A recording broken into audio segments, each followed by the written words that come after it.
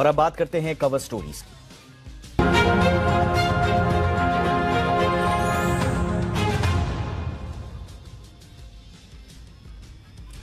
दिल्ली के छावला गैंगरेप और murder case में सुप्रीम कोर्ट ने दोषियों को बरी कर दिया है। सुप्रीम कोर्ट ने 10 साल बाद सोमवार को तीनों दोषियों को रिहा कर दिया, जबकि हाईकोर्ट और निचली अदालत ने इन्हें फांसी की सजा सुनाई थी। जिस केस में सुप्रीम कोर्ट ने दोषियों को बरी किया, यह पूरा मामला दरअसल 2012 का है। दिल्ली के छावला इलाके से 9 फरवरी 2012 को उत्तराखंड की 19 साल की लड़की का अपहरण किया गया था। अपहरण करने के बाद उसका गैंगरेप हुआ और फिर उसकी निर्मम और जघन्य हत्या कर दी गई। पीड़िता का शव 5 दिन बाद 14 फरवरी को हरियाणा के रेवाड़ी में एक खेत में मिला और ये क्षत विक्षत हालत में था। उसके शरीर पर चोट के कई निशान थे। ये चोटें कार के औजार और दूसरी चीजों से हमले के कारण आई थी। लड़की से गैंगरेप के बाद उसके शरीर को सिगरेट और गर्म लोहे से दागा भी गया था। चेहरे और आंखों पर तेजाब डाला गया था। पीड़िता मूल रूप से उत्तराखंड के पौड़ी गढ़वाल की रहने वाली थी और दिल्ली में वो छावला इलाके में रहती थी। इस पूरे मामले में दुनिया के सामने इस जघन्य हत्याकांड की जब कहानी सामने आई तो हर किसी का दिल दहल गया। मामले में दिल्ली के नजफगढ़ में केस दर्ज हुआ। इस केस में रवि कुमार, राहुल और विनोद नाम के 3 शख्सों को आरोपी बनाया गया। करीब 2 साल बाद यानी कि 2014 में निचली अदालत ने तीनों आरोपियों को दोषी पाया। उन्हें फांसी की सजा दी गई। 2014 में ही अगस्त में हाईकोर्ट ने भी फांसी की सजा को बरकरार रखा। हाईकोर्ट ने दोषियों को सड़कों पर घूमने वाले हिंसक जानवर कहा, जो हर वक्त शिकार की तलाश में रहते हैं। इतनी तल्ख टिप्पणी करी और कहा कि इनसे हर हाल में समाज को बचाने की जरूरत है। लेकिन हाईकोर्ट के फैसले के बाद दोषियों ने इसके खिलाफ सुप्रीम कोर्ट में अपील दायर की। दिल्ली पुलिस ने सजा कम किए जाने का विरोध किया। दिल्ली पुलिस ने कहा कि यह अपराध केवल पीड़िता के खिलाफ नहीं है, बल्कि यह समाज के खिलाफ अधिकार है। दिल्ली पुलिस ने कहा कि हम दोषियों को किसी भी तरह की राहत दिए जाने के खिलाफ हैं, लेकिन इन सब दलीलों के बावजूद सुप्रीम कोर्ट में जजों के पैनल ने तीनों दोषियों को बरी कर दिया। और जब से यह फैसला आया है, तब से पीड़िता के परिजन टूट गए हैं। समाज में जबरदस्त नाराजगी है। माता पिता ने सुप्रीम कोर्ट के फैसले पर नाराजगी जाहिर की है और कहा है कि हम 12 साल से संघर्ष कर रहे थे, हमारा संघर्ष नजरअंदाज क्यों हुआ। उन्होंने कहा कि सुप्रीम कोर्ट के फैसले से जो दोषी थे वो तो छूट गए, लेकिन जो पीड़ित थे यानी कि हमें सजा क्यों मिली। मैं हार गई, ये कहते हुए किरण नेगी की मां खुद को संभाल नहीं पा रही हैं। परिजनों को समझ नहीं आ रहा कि अब उनके लिए आगे की राह क्या है। आखिर वो इंसाफ के लिए कहां जाएं और क्या करें। और आइए इसीलिए आज हमने ये फैसला किया कि हम इस सुप्रीम कोर्ट से आए फैसले का विश्लेषण करने की कोशिश करेंगे, इसके कानूनी पक्षों को जरा समझने की कोशिश करते हैं। और इसके लिए हमारे साथ जुड़ गए हैं सुप्रीम कोर्ट में उत्तराखंड सरकार के deputy advocate general doctor Manoj Gorkela साहब जुड़ चुके हैं। डॉक्टर मनोज, बहुत बहुत स्वागत है सर आपका हमारे शो पर। और हमारे साथ सुप्रीम कोर्ट पे एडवोकेट आशुतोष श्रीवास्तव भी जुड़ चुके हैं। आशुतोष, आपका भी बहुत बहुत स्वागत है। डॉक्टर मनोज गोरकेला, संदेह का लाभ, जजमेंट में साफ ये शब्द लिखे हुए हैं। हम जानते हैं कि हमारे ऑनरेबल जजेस मॉरल कन्विक्शन या सस्पिशन के आधार पर फैसला नहीं लेते, वो मेरिट्स और in accordance with the law अपने फैसले सुनाते हैं। फिर भी संदेह का लाभ दिया गया है आरोपियों को। जहां तक मेरी समझ है ये क्लीन चिट नहीं है, तो क्या हम ये माने कि किरण के परिजनों के पास अभी आगे की कोई उम्मीद है सर? एक्चुअली इस केस में ये एक ऐसा केस है जो बहुत ही मेरे को 22 साल से मैं सुप्रीम कोर्ट में हूं। मेरी लाइफ में इस तरह के केसेस बहुत कम होते हैं जिसमें 365, 376, 376 2G, 302, 301, 34 और 377 जैसी धाराएं हों। और कुछ ही केस होते हैं, 1% केस ऐसे होते हैं जिसमें स्पेशल फास्ट ट्रैक कोर्ट होती है। और इस केस में special fast track court Dwarka में स्पेशल बनाई गई। सारे विटनेसेस हुए, सारे क्रॉस एग्जामिनेशन हुए और इतनी पूरी जद्दोजहद के बाद डिस्ट्रिक्ट कोर्ट ने जजमेंट पास किया। और ये जजमेंट जब डिस्ट्रिक्ट कोर्ट ने पास किया और बहुत फास्ट वर्क हुआ। 9 फरवरी 2012 को ये एफआईआर हुई और 26/5/2012 को इस पर चार्जशीट फाइल हुई और डिस्ट्रिक्ट कोर्ट ने 19/12/2014 को 2 साल के अंदर फास्ट ट्रैक में इसका जजमेंट आया। हाईकोर्ट ने जजमेंट इमीडिएटली 6 महीने बाद हाईकोर्ट ने जजमेंट दिया 26/8/2014 को। अभी सुप्रीम कोर्ट में जो जजमेंट आया, जब डिस्ट्रिक्ट कोर्ट का जजमेंट आया है, जब स्पेशल ट्रायल कोर्ट का जजमेंट आया है और हाई कोर्ट का, और मैं जजमेंट को पढ़ रहा था, मैं जजमेंट को पूरा पढ़ रहा था, इसमें जो चौथा नंबर पॉइंट है उसमें खास तौर से लिखा है to death for the offence punishable under section 302। और इतने सारे जघन अपराध में मैं बड़ा हैरान हूं किस तरह से सुप्रीम कोर्ट ने तीनों लोगों को एक्विटल कर दिया। अब बेनिफिट ऑफ डाउट का मतलब क्या है? क्या इन्वेस्टिगेशन में कमी थी? क्या इन्वेस्टिगेशन में जिन लोगों को हमने अरेस्ट किया, देखो मर्डर तो हुआ है, आंखें में तेजाब डाली गई है, बड़ा हॉरिबल और rare to rare murder case है। इंदिरा गांधी मर्डर केस में कहा गया था rare to rare murder case, बहुत बहुत कम केस होते हैं जिनमें rare to rare murder case बोला जाता है। Rare to rare murder case है, खौफनाक मर्डर केस है। ऐसे केसेस में क्या उन तीनों को इसलिए छोड़ा गया कि वो थे ही नहीं उसमें? ये बेनिफिट ऑफ डाउट था, इन्वेस्टिगेशन पार्ट था, ट्रायल पार्ट था। लेकिन जिस तरह का जो जजमेंट आया है, ये जजमेंट को, इसमें रिव्यू पिटिशन हम जो है पूरी कोशिश करेंगे कि इसमें रिव्यू पिटिशन फाइल हो। आर्टिकल 137 में रिव्यू पिटिशन फाइल होती है, उसके बाद क्यूरेटिव पिटिशन फाइल होती है, इसमें क्यूरेटिव पिटिशन फाइल हो, रिव्यू पिटिशन फाइल हो, और इनको जस्टिस मिलना चाहिए। हमारे पास दो ऑप्शन है और मैं पूरी कोशिश करूंगा उत्तराखंड का होने के नाते। जी जी, मैं आऊंगा सर इस पे। Yes sir. सर इसमें एक चीज ये कही जा रही है, क्योंकि जस्टिस यूयू ललित साहब जो हैं वो रिटायर हो चुके हैं और 3 जजेस की ये बेंच थी। अब रिव्यू पिटीशन अगर डाली जाएगी तो फिर क्या नए जज का इंतजार होगा या नए तरीके से बेंच बनाई जाएगी, क्या होगा? नहीं, इसका प्रोसीजर ये होता है जब भी कोई रिव्यू पिटीशन फाइल होती है, क्योंकि कल जो जस्टिस यू ललित सर का फेयरवेल में मैंने खुद अटेंड किया, बल्कि कल हमारा जो नए चीफ जस्टिस अपॉइंट हो रहे हैं जस्टिस चंद्रचूड़ सर, उनका वो कल अपॉइंट होंगे और कल बैठेंगे। और जैसे हम रिव्यू पिटीशन फाइल करेंगे कोर्ट में, उसके बाद ये चीफ जस्टिस, 2 जजेस ऑलरेडी रिटायर नहीं हुए हैं, वो 2 जज रिव्यू पिटीशन सेम कोर्ट में लगती है, वो 2 जज कई बार अलग कोर्ट में भी लग जाती है। एक रिव्यू पिटीशन में जस्टिस यू ललित और जस्टिस नागेश्वर राव थे, लेकिन दूसरी जब रिव्यू सुना गया आर्टिकल 137 में, तो कोई जज नहीं था, अलग रिव्यू पिटीशन बनी। तो चीफ जस्टिस जस्टिस चंद्रचूड़ 3 जजेस की बेंच कॉन्स्टिट्यूट करेंगे। वही जज भी हो सकते हैं, नहीं भी हो सकते हैं, और वो करेंगे, और मुझे भरोसा है कि हमें जस्टिस मिलेगा। यानी कि बिल्कुल, यानी कि रिव्यू पिटीशन का अभी एक ऑप्शन है, न्याय मिलने की आस अभी टूटी नहीं है।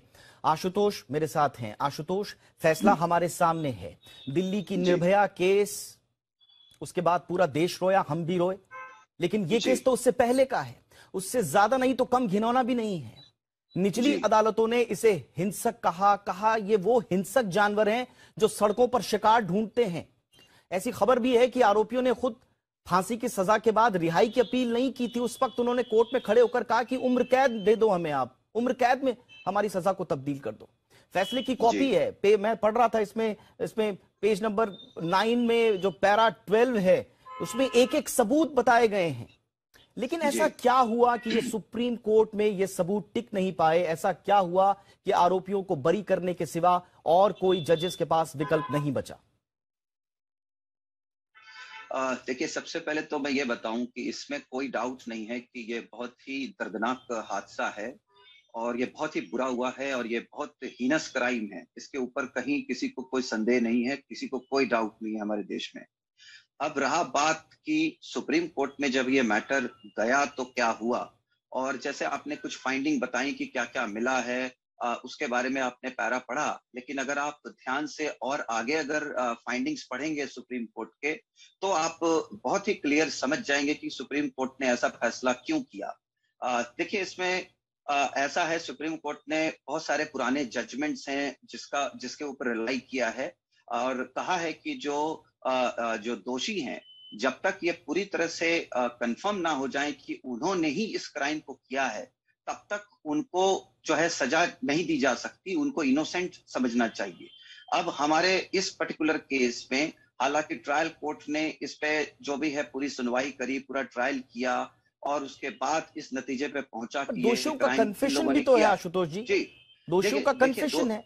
नहीं, देखिए, दोषियों का कन्फेशन जो है वो एक ऐसा प्रोसेस है जिसमें कहा जाता है कि उनके कन्फेशन को नहीं माना जा सकता है अगर वो ट्रायल में एक बार जा चुके हैं। क्योंकि वो एक अंडर प्रेशर होते हैं, पुलिस कस्टडी में होते हैं। बहुत बार जो है उनसे स्टेटमेंट जो है अपने हिसाब से बना करके उनसे सिग्नेचर ले लिया जाता है, और ये बहुत कॉमन है। अगर कोई आदमी अरेस्टेड है तो उस वक्त वो पुलिस के साथ कोई बहस नहीं कर सकता कि ये मैंने स्टेटमेंट नहीं दिया या मैं ऐसा नहीं कहना चाहता हूं। वो अपने हैंडराइटिंग में भी उसको नहीं लिखता है। उसको जो इन्वेस्टिगेटिंग एजेंसी होती है वो अपने हिसाब से उससे पूछताछ करके एक रिपोर्ट बनाती है, एक स्टेटमेंट तैयार करती है जिसके ऊपर उसका सिग्नेचर लेती है। तो ऐसे मामलों में उसका जो स्टेटमेंट है उसको एडमिसिबल नहीं माना जाता है बहुत सारे केसेस में। और ये देखा जाता है कि जो बाकी विटनेसेस बोल रहे हैं और जो हमारे पास एविडेंस कलेक्ट होकर के आए हैं वो क्या कहते हैं। अब जैसे मैं अगर इस केस की जजमेंट में भी कहा है कि क्रॉस, जिस जजमेंट में साफ साफ लिखा हुआ है कि क्रॉस एग्जामिनेशन नहीं किया गया, वो एक पार्ट है। क्योंकि उसमें 49 विटनेसेस थे जिसमें 10 जो है बहुत क्रूशियल विटनेसेस थे जिसको क्रॉस एग्जामिन नहीं किया गया, जिनसे क्रॉस करके पूछताछ नहीं की गई।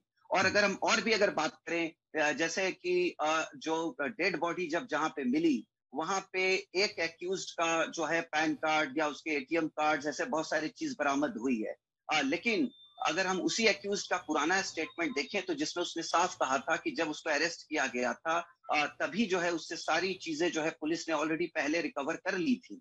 तो ये रिकवर्ड जो चीजें जो पुलिस ने ऑलरेडी की थी उससे इन पर्सन की थी, वो फिर वहां कैसे मिल सकता है?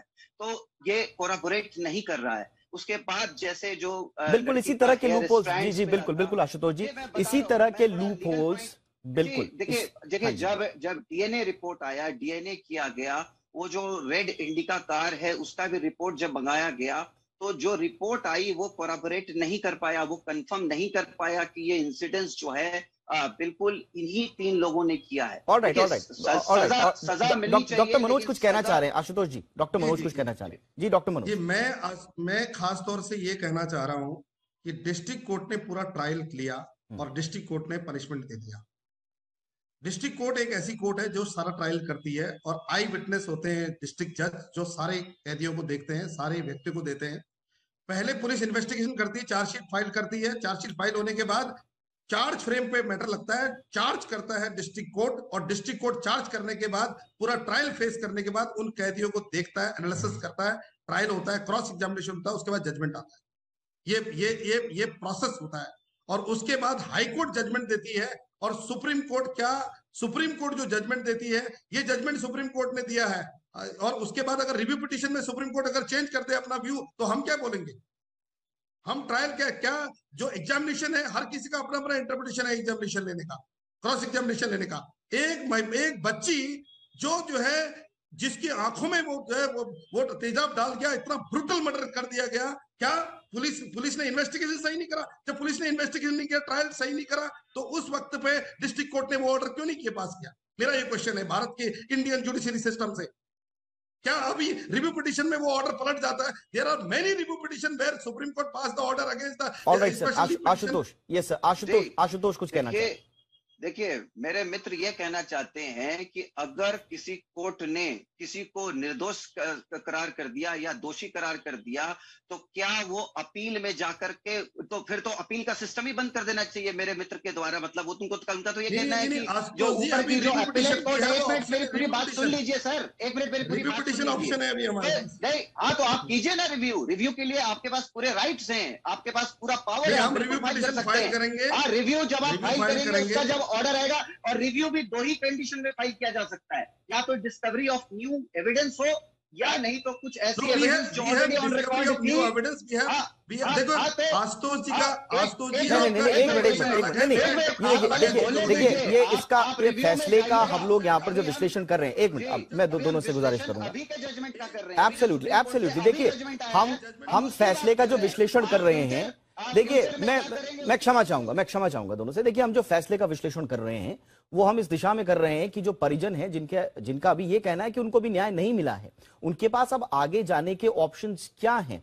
स्वाभाविक रूप से जब रिव्यू पिटीशन फाइल होगी, जैसा डॉक्टर मनोज कह रहे हैं, रिव्यू पिटीशन जब फाइल होगी उस पर दोबारा से दलीलें रखी जाएंगी और उस वक्त जो ऑब्जर्वेशंस आएंगे ऑनरेबल कोर्ट के सामने उस पर उस तरह का फैसला होगा। और आशुतोष जिस तरह से कह रहे हैं कि जो एविडेंस मौजूदा परिस्थितियों में जो फैसला दिया गया है वो उसके आधार ये रहे, मुझे लगता है कि एक बार फिर से रिव्यू पिटीशन का चूंकि अधिकार है, जब कोर्ट के पास आएगा तो फिर दूध का दूध पानी का पानी होना चाहिए। लेकिन बड़ी बात यह है कि अभी मौका है।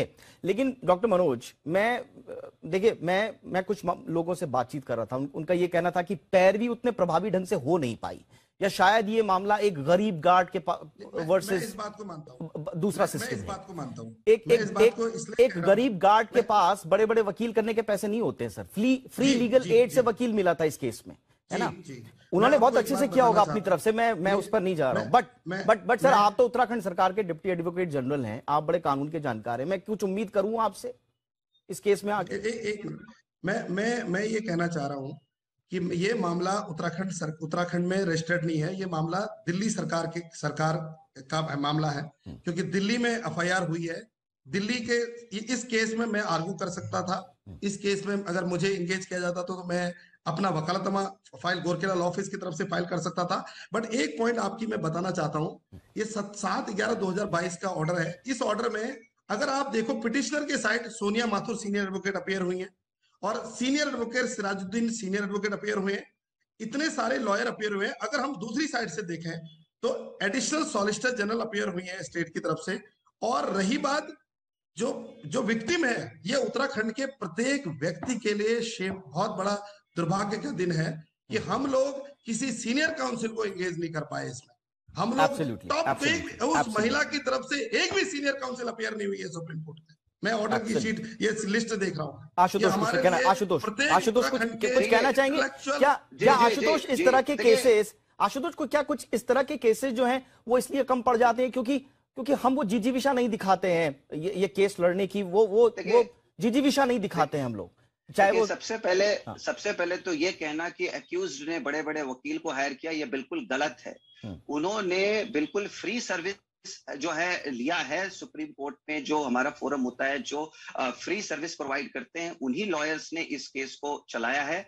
और एमिकस क्यूरी जो थी डॉक्टर एडवोकेट माथुर, उन्होंने इसको आगे सक्सेना इन लोगों ने आगे बढ़ाया है। और उन्होंने फ्री सर्विस लिया है और फ्री सर्विस से लीगल एड लेकर के ये फैसला आया है। और देखिए, अपील, हर एक का अपील भी राइट है, जिस तरह से रिव्यू उनका राइट है उसी तरह से अपील भी राइट है। और अपील में बहुत सारी चीजें जो है सामने आई हैं। और यहाँ तक कि जो फोटोग्राफर है जिसने फोटोज लिया था, उसके भी अगर हम स्टेटमेंट को देखें, उसने भी ऐसा कोई स्टेटमेंट नहीं दिया कि वहां पे ये सारी चीजें बरामद की गई, ये सारी चीजें मिली हैं। और सुप्रीम कोर्ट ने बहुत ही बारीकी से, अगर कोई भी उस ऑर्डर को पढ़ता है ध्यान से, तो उसमें सुप्रीम कोर्ट ने बहुत बारीकी से हर छोटे छोटे पहलू को लेकर के सुप्रीम कोर्ट ने फैसला दिया है। देखिए, जिसने गलत किया है, जिसने क्राइम किया, उसको बिल्कुल सजा मिलनी चाहिए, कड़ी से कड़ी सजा मिलनी चाहिए। ऑलराइट सर, इसका मतलब ये नहीं है, बिल्कुल। देखिए, अब इस पूरे केस में हमें आगे देखना होगा कि इस पूरे केस में जब रिव्यू पिटीशन फाइल की जाएगी, और जैसा कि हमारे जो कानूनविद है उसमें अलग अलग पक्ष जो आज कोर्ट ने जिन आधार पर अपना फैसला सुनाया है वो भी हमारे सामने है, और आगे की राह किस तरह से प्रशस्त हो सकती है इस पूरे मामले में, वो पक्ष भी हमारे पास है। उम्मीद हम यही करते हैं, चाहे वो रिव्यू पिटीशन हो या उसके बाद और भी कानूनी राह हैं जो अख्तियार की जा सकती हैं। अंततो गत्वा न्याय मिले, क्योंकि न्याय नहीं मिला है परिजनों का इस वक्त यही कहना है, समाज का इस वक्त यही कहना है। बहुत बहुत शुक्रिया आप दोनों का वक्त निकाला आपने। Doctor Manoj, thank you so much. Ashutosh, बहुत बहुत शुक्रिया आपका इस पूरे मुद्दे पर बातचीत के लिए।